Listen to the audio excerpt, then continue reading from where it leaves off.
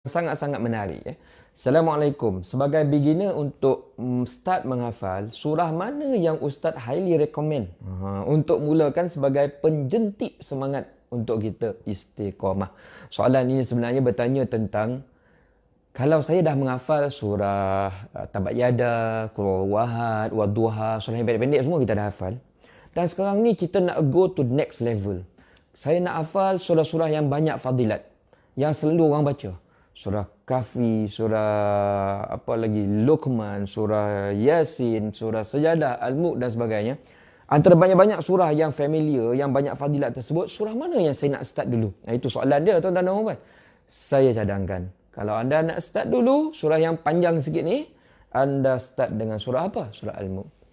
Kenapa surah Al-Mulk? First, tuan-tuan dan puan, surah Al-Mulk ni dia tak panjang sangat. Kalau tengok Quran tu, di awal juz 29, 2 muka surat suku je. Dia tak adalah terbeban sampai 10 muka surat. 2 muka surat suku, insya-Allah mudah nak menghafal. Itu yang pertama. Yang keduanya, saya nak bagi tahu tuan-tuan dan puan-puan, surah Al-Mulk ni walaupun pendek, tapi dia punya manfaat, dahsyat tuan-tuan dan puan, dahsyat. Tengok saya share. Ada satu hadis Rasulullah SAW kata apa? Surah Al-Mulk yang kamu rasa pendek tu, manfaat dia waktu kita dah meninggal, masya-Allah, tabarakallah. Ini perkara yang paling kita nak. Apa yang kita nak, tuan-tuan dan puan-puan? Inna suratan minal Quran. Salasuna ayah. Syafa'at li rajulin hatta ghufira lahu wa hiya surah tabarakalladzi biyadihil mulk. Kata Rasul, ada satu surah dalam Al-Quran, ada 30 ayat, dia tak banyak. Surah Mulk lah tu. Ya, walaupun pendek, syafa'at li rajulin hatta ghufira lahu. Hari kiamat nanti, dia boleh datang sebagai pengguam bela, dia defend kita, dia akan minta pada Allah Subhanahu Wa Taala, ya Allah, ini sahabat saya, nama dia siapa? Si Fulan bin Si Fulan. Saya tahu dia banyak dosa. Saya tahu dia ni kalau nak masuk ke syurga tu mungkin ada problem, ya Allah. Tapi waktu dia masih hidup suatu ketika dulu, dia selalu baca saya. Dia hafal saya. Tiap-tiap hari dia baca, sebelum tidur dia baca, waktu dalam solat dia baca, dia kawan karib dengan saya. Hari ini saya nak minta kepadamu, ya Allah, tolong ampunkan dosanya. Tuan-tuan dan puan-puan, itu manfaat surah Al-Mulk tu. Di mana dia boleh teman kita, bukan setakat teman, dia defend kita. Di mana hari tersebut tak ada orang pun boleh nak bantu kita. Hari yang sangat sukar, ada pembantu. Best, tuan-tuan dan puan-puan, ya. So tolong hafal surah Al-Mulk. Bukan sekadar ini saja, tuan-tuan dan puan-puan. Saya nak share ada satu lagi hadis. Kata Rasulullah SAW, surah Al-Mulk ini boleh dinding kita, boleh protect kita daripada terkena azab kubur. Cerita kubur ni, tuan-tuan dan puan-puan, cerita alam barzah ni, semua orang takut mati.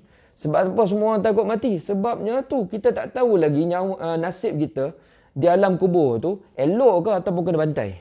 Kalau kena bantai, tuan-tuan dan puan-puan, ini yang kita sebut sebagai na'uzubillah min zalik. Tapi bayangkan, kalaulah, cuma kita harap benda ni tak berlaku.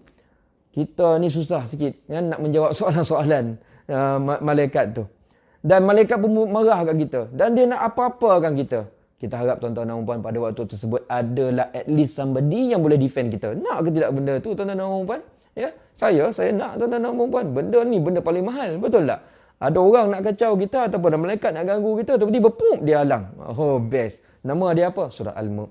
Qala Rasulullah SAW, hiyal mani'ah, hiyal munjiyah, tunjihi min azabil qabri. Surah Al-Mulk ini dikenali sebagai surah mani'. Mani' ni apa maksud dia? Penghalang. Munjiyah, penyelamat. Tunjihi min azabil qabri. Dia boleh menyelamatkan orang yang selalu baca, selalu bersahabat dengannya daripada apa?